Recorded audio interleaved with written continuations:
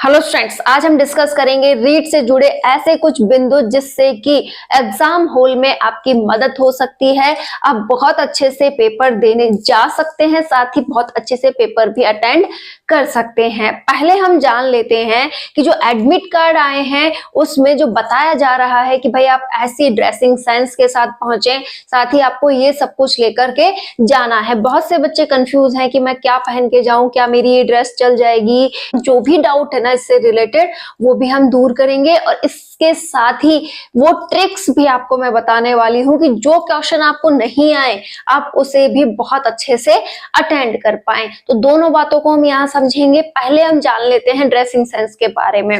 देखिए स्टूडेंट्स, साफ साफ कहा गया है कि आप कोई भी बटन लगा हुआ वस्त्र ना पहन के जाएं, जिसमें आपके शर्ट भी आते हैं और आपकी जींस भी आती है। मेरा आपसे कहना केवल इतना है कि आप नॉर्मल टी शर्ट पहन के जाएं जिसमें कोई भी बटन वगैरह ना हो। क्लियर है?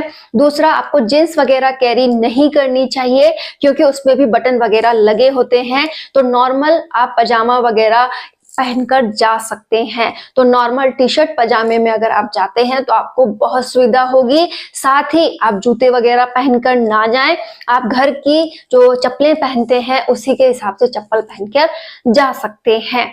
जो भी महिलाएं हैं उन्हें ये ध्यान में रखना है कि वो अपनी कोई भी जो पारंपरिक पोशाक है वो पहनकर जा सकती हैं। जैसे अगर आप राजपूती ड्रेस वेरी करती हैं तो आप राजपूती ड्रेस पहनकर जाएं, लेकिन ध्यान रखिएगा वो बिल्कुल सोबर सिंपल होनी चाहिए। मतलब तड़क भड़क वाले कपड़े आपको नहीं पहनने हैं, एकदम सिंपल सोबर आप कपड़े पहनकर जा सकती हैं। और जो भी गर्ल्स ये कह रही हैं कि हम कुर्ता पजामा वगैरह आप पहनकर जाइए, बिल्कुल सिंपल होने चाहिए, बटन वगैरह नहीं लगे हुए हों और बिल्कुल सिंपल सोबर आपको कपड़े पहनकर जाना है। देखिए जो जो पाबंदियां हैं वो इस प्रकार से हैं कि बटन ना हो, ऐसी कोई भी चीज उस पर ना लगी हो। जैसे कई बार स्टिकर जैसा कुछ लगा हुआ होता है या फिर कुछ लोहे के ब्लॉच वगैरह लगे हुए होते हैं तो वो ना लगे हुए हो। एकदम सिंपल सोबर ड्रेस आपकी होनी चाहिए। वो आपकी कोई भी पारंपरिक ड्रेस हो सकती है, साड़ी ब्लाउज वगैरह आप जो भी कैरी करती हैं वो आप पहनकर जाएं, लेकिन कोशिश करें कि उनमें कुछ भी लगा हुआ ना हो जैसे बटन वगैरह। ठीक है? आप इसी के साथ गहने वगैरह घर पर ही खोलकर जाएं, आपको इतना तो करना ही पड़ेगा। जो भी गहने हैं, नोजपिन वगैरह है या फिर गले में आप कुछ पहनती हैं, कानों के हैं, कुछ भी हैं, उन सभी ज्वेलरीज को आप घर पर ही खोलकर जाएं ताकि जो आपके साथ जा रहे हैं उन्हें भी प्रॉब्लम ना हो, आपको कोई प्रॉब्लम ना हो कि हम कहाँ रखेंगी। ऐसे हर एक प्रॉब्लम से बचने के लिए आप सभी प्रकार की ज्वेलरीज अपने घर पर ही खोलकर जाएं। देखिए एक और बात मैं महिलाओं से ये कहना चाहूंगी कि जो महिलाएं बहुत अधिक चूड़ा पहनती हैं, जैसे अभी मैंने भी बहुत अधिक पहन रखा है, तो अगर इस प्रकार से चूड़ा पहनती हैं तो घर से ही वो नॉर्मल कोई चूड़ी वगैरह पहनकर चली जाएं जिस पर किसी भी प्रकार की कोई डिजाइन वगैरह ना हो। तो अगले जो भी आपके एग्जामिनर्स हैं वहां पर उनको प्रॉब्लम नहीं होगी। तो आप जितना ज्यादा अपने घर से ही हर एक बात को ध्यान में रखकर जाएंगे उतना ही आपके लिए बेस्ट होगा। और साथ में ले जाने का कुछ इस प्रकार से है कि आपकी जो भी आईडी है वो आप साथ में ले जाएं, आधार कार्ड वगैरह, जो भी आपका ड्राइविंग लाइसेंस वगैरह, पासपोर्ट वगैरह, कुछ वहां पर आपकी डिजिटल जो है बायोमेट्रिक जांच होगी।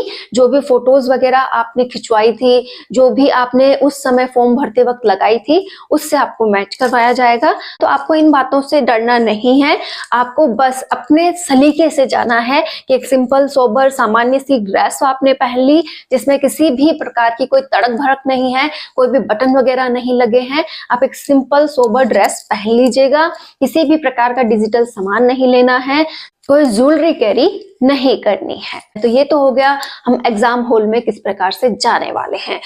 अब बात करेंगे हम उस पॉइंट की जिससे कि हमारी पेपर में मदद होने वाली है।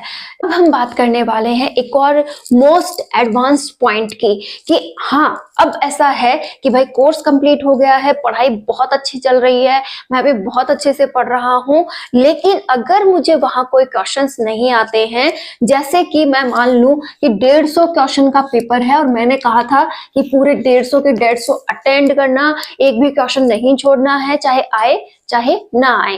देखो आपकी जो तैयारी है उसके अकॉर्डिंग अगर हम मान के चलें कि कई बार 120 आपको बहुत अच्छे से आ रहे हैं, 130 आपको बहुत अच्छे से आ रहे हैं, और अभी भी 20-30 क्वेश्चन ऐसे हैं जिन्हें आपको कंप्लीटली सॉल्व करना है, लेकिन इनको करें कैसे? तो उस काम के लिए आपको तुक्के लगाने होते हैं ना। देखो, रियल बातें हम कर सकते हैं, जो भी हमारा फैक्ट है उसे हमें अप्लाई करना है, तो उसकी बात तो हमें करनी होगी कि भाई इतने तो हमने कर लिए, लेकिन अब ये 20-30 क्वेश्चंस हम कैसे सॉल्व करें। यहाँ पर आपको आपका माइंड सेट यूज करना होगा। हमारे पास जो ऑप्शन होंगे, ठीक है, उन ऑप्शंस में से हमें सही ऑप्शन चुनना है। इस ई को एक बार आप भूल जाएं, ठीक है। इन चारों में से आपको सही ऑप्शन चुनना है। अब अगर हम तुक्के लगाने की बात कर रहे हैं, इन चारों में से एक को सही करने की बात कर रहे हैं, तो वो कैसे होगा?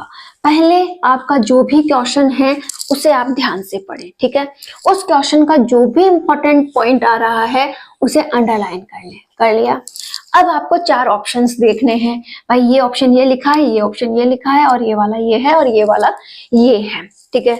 अब आपको जब क्वेश्चन पढ़ा, तो आपका माइंडसेट कुछ इस प्रकार से कहेगा, यार बी सही है, यार सी सही है, ये 2 तो नहीं हो सकते, ये 2 हो सकते हैं, या फिर डी हो सकता है, ये तीनों नहीं हो सकते। मतलब आपका मन से आवाज आती है कि ये वाला हो सकता है, ये वाला हो सकता है। जब आपको कुछ ऐसा लगने लगे, 2 अच्छे से आपको लगे कि हाँ इनमें से तो कोई होगा, उन 2 को काट दें, ठीक है। अब बचे हैं 2। अब उसमें से आपको चॉइस करनी है कि भाई हाँ इसमें से मैं चॉइस करूं। तो एक बात ध्यान रखिएगा, जो भी एग्जामिनर्स होते हैं वो भी ये कोशिश करते हैं कि बच्चे को आते ही जवाब ना मिल जाए, लेकिन ये हर बात पे अप्लाई नहीं होता है। आपको जब सही जवाब पता है तो वो ए भी हो सकता है, लेकिन बात किसकी चल रही है? तुक्का लगाने की। तो उस समय हम ए को बहुत कम प्रायोरिटी देते हैं, क्योंकि हर एक इंसान ये चाहता है कि हाँ भाई पहले में उसको जवाब ना मिल जाए, बच्चे को ढूंढने दिया जाए, ठीक है। अब वो क्या करेगा, या तो बी में सही जवाब रखेगा या सी में, ठीक है। तो आपको इन दोनों में से जो सही लग रहा है उस पर आपको टिक करना है। कहीं पर आप ये मत करने बैठ जाना कि पूरे जो भी हमारे 20 क्वेश्चन थे उसमें सभी में बी भर देता हूँ, उसमें सभी में सी भर देता हूँ, एक आध तो सही हो ही जाएगा। इसे भी करने के लिए आपको ट्रिक लगानी पड़ेगी, आपको क्वेश्चन पढ़ना पड़ेगा, ऑप्शंस पढ़ने पड़ेंगे, फिर अपने मन से जो आवाज आ रही है उसे सुनना पड़ेगा कि भाई ये सही हो सकता है और ये सही हो सकता है। फिर उन दोनों में से आपको पूरा ध्यान लगाते हुए एक को टिक करना है, और मानिएगा कि वो सही है। क्योंकि वो सही कैसे हुआ, आपका मन क्यों कह रहा है आपको कि वो सही है?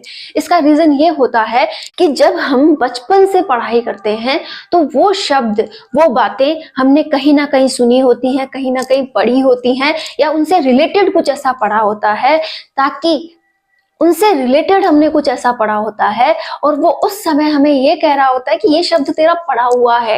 ये अंदर से आवाज हमारी वो उस ज्ञान की है जो हमने कहीं ना कहीं पर पढ़कर प्राप्त किया था। तो आपको ये नहीं सोचना है कि ये जवाब गलत होगा, ठीक है। ये जवाब वो जवाब है जो आपको सोचने पर मजबूर कर रहा है, आपके पुराने ज्ञान को आपके सामने ला रहा है। तो आप बिना डरे उन दोनों में से एक को सही कीजिएगा। आपके कम से कम 20 में से 10 या 15 क्वेश्चन आप सही कर सकते हो मात्र इस तुक्केबाजी से।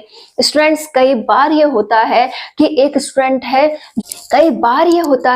स्टूडेंट 60% बनाना चाहता है, उसे कितने क्वेश्चन सॉल्व करने हैं उसे पता है, लेकिन फिर भी उसके उतने क्वेश्चन सॉल्व नहीं होते हैं। तो वो जो बचे हुए क्वेश्चंस हैं, अगर उनमें वो सही सलीके से तुक्के लगा दे तो वो उस एग्जाम को क्लियर कर लेगा।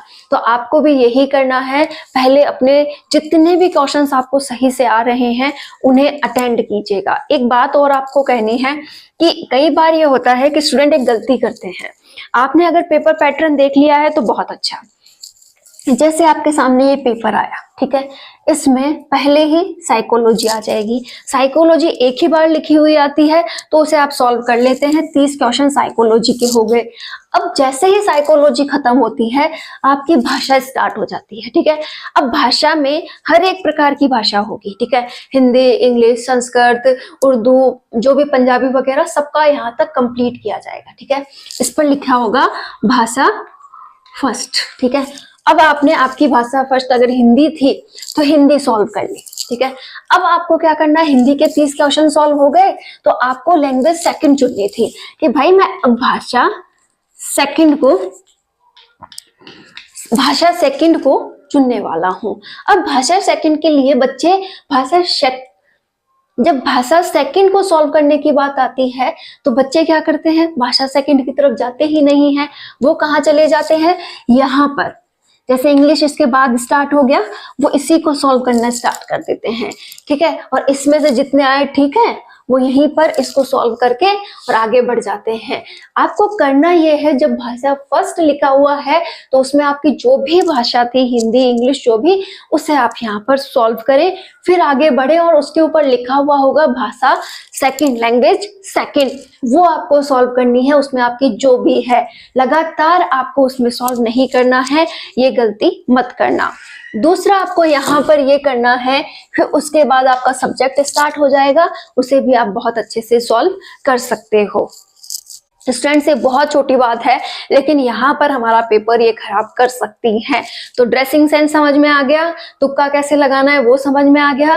ध्यान रखिएगा, ज्यादातर तुक्कों में आप बी और सी का यूज करें। और ये वाली बात तो जरूर ध्यान रखें कि साइकोलॉजी जब हो जाए उसके बाद भाषा सेकंड, लैंग्वेज फर्स्ट का अलग से, लैंग्वेज सेकंड को अलग से सॉल्व करें, देख करके करें, और सब्जेक्ट उसके बाद सॉल्व कर लें। लेकिन कहीं पे भी गलती से ये मत कर दीजिएगा कि हिंदी भाषा यहाँ सॉल्व हो रही थी, इसके बाद ही हम इंग्लिश स्टार्ट कर दें। आपको भाषा सेकंड पर जाना है और जो भी आपकी भाषा सेकंड है उसे सॉल्व करना है। रीड से जुड़ी हुई जो भी जानकारियां हैं वो मैं आपको देती रहूंगी, लेकिन प्लीज आप लोग रेगुलर पढ़ाई करते रहें। जितना भी समय बचा है इसमें अपना बेस्ट देने की कोशिश करें। All the best.